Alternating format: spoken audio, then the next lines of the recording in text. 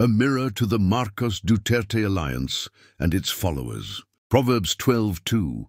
The good man obtains favor from the Lord, but the Lord condemns a man who devises evil. Sa gitna ng nagbabagong hugis ng Marcos Duterte alliance, ang mga salitang ito ay nagiging salamin ng pagdududa na sumasaklaw sa kanilang mga tagasunod.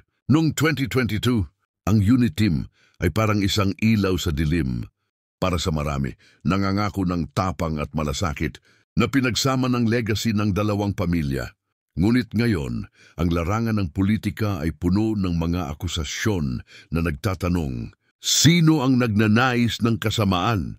Ang mga taga-Marcos ay nagsasabing ang mga Duterte ay nagpaplano ng paghihiganti sa pamamagitan ng pagbabatikos sa pamamahala, habang ang mga taga-Duterte ay nagsasabi na sila ay inaatake para sa paglaban sa korupsyon. Mayroon din ang mga boses na nagsasabi na ang disinformasyon na ginamit para itaguyod ang alyansa noon ay isa ng uri ng kasamaan, isang paraan ng pagluloko sa bayan. Ang Proverbs 12:2 ay hindi nagbibigay ng tiyak na pangalan, ngunit nagpapahayag ng malinaw na batas. Ang mga balak na masama ay hindi maiiwasan ng hatol. Sa gitna ng pagtatalo at paghihiwalay, ang linya sa pagitan ng mabuti at kasamaan ay nagiging malabo at mga tagasunod ay nahahati.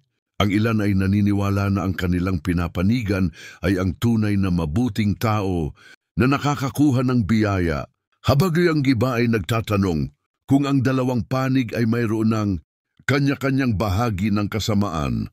Manalangin po tayo, Amang makapangyarihan.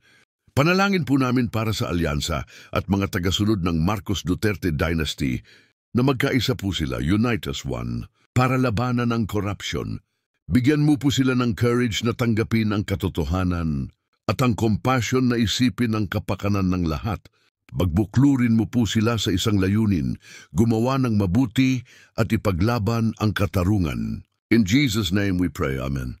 Like, share, follow, comment, subscribe.